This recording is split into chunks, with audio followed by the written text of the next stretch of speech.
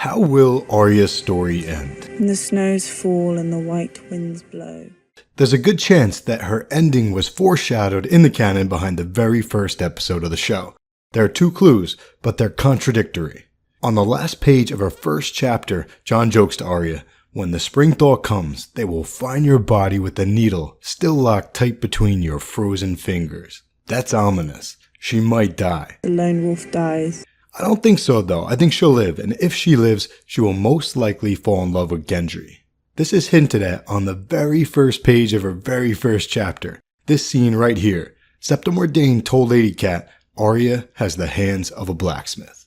Of course, that line will take on new meaning if or when Arya reconnects with our friendly neighborhood blacksmith, Gendry. And it's poetic, because think about the story. We've got two major plots, the Game of Thrones and the War for the Dawn. But before the story came Robert's Rebellion, which began with Lyanna breaking her betrothal to Robert Baratheon. Arya looks and acts like Lyanna, and Gendry looks and at times acts like Robert. So the story began with a she-wolf breaking a betrothal to a Baratheon, and the story might end with a she-wolf falling in love with the Baratheon, full circle. It would give new meaning to this line as well. I have a son, you have a daughter. We'll join our houses. The icing on the cake is that Ned and Robert were boys, and Jon and Gendry had that Ned-Robert type moment in Season 7. Our dads are bros, let's be bros, bro. I expect Arya and Gendry to fall in love in Season 8, but this theory does not resonate with all fans, including book readers. Some fans think that Arya and Gendry joked around and cared for one another just as friends. And I hear you, but Arya was around 9 or 10, and Gendry was around 14 or 15, at least in the books. So their friendly flirting wasn't hardcore, but that's because they were kids. But it was there. Here are all the clues I found, some subtle ones that I think you're gonna like. First off, the show. They threw it right in our face. I've never had a family. I can be your family. You wouldn't be my family. You'd be my lady. You'll be my lady. Which, just like Hands of a Blacksmith, will take on new meaning if Arya and Gendry hook up down the road. Now let's go to the canon, the good stuff. The first time we see Gendry, he pops in a scene to back up Arya. So right off the bat, we've got a connection. And he jumps into the scene again when Arya approached the wagon, warning her to stay away. Later on, he steps up to Tomos Sevens and the Brotherhood like, back off, Arya's not alone. So he keeps popping up in these protective scenes, but don't worry, it goes both ways. In the show, Arya and Gendry get captured after Armory Lorch kills Yoren, but in the books, they escape for a little bit. Then Gendry gets captured, and Arya has a chance to abandon him. But no way, our girl's brave, and more importantly, she cared for him, so she tried to save him, and she got caught. Arya catches a rabbit at one point and shares the leg with Gendry, whereas everyone else got just a spoonful, and they flirt a bunch, usually by messing around with one another. One of the times they flirt is when Gendry mocks Arya's hands after Arya recounts how Septim Mordane used to say she has a blacksmith's hands. So George has brought us all the way back to page 1. And another time they flirt is while Tomos Sevens is singing a love song. Two hearts that beat as one.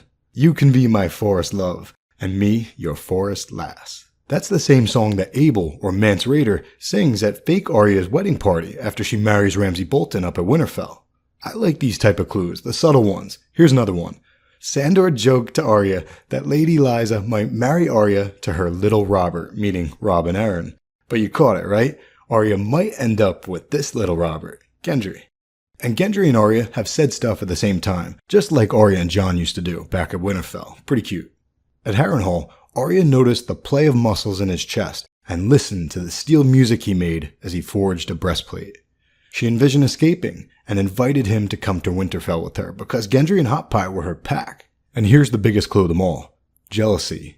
At a whorehouse, some creep approached 10-year-old Arya, so Gendry ran over like, hey, that's my sister. He's got her back. But then Arya asked him, why'd you say that? You're not my brother. And Gendry got upset. I'm too bloody lowborn to be kin to my lady high. Go away. I want to drink this wine in peace. Then maybe I'll go find that black-haired girl and ring her bell for her. So Gendry is angry, and he tells Arya to go away, that he might go sleep with the whore.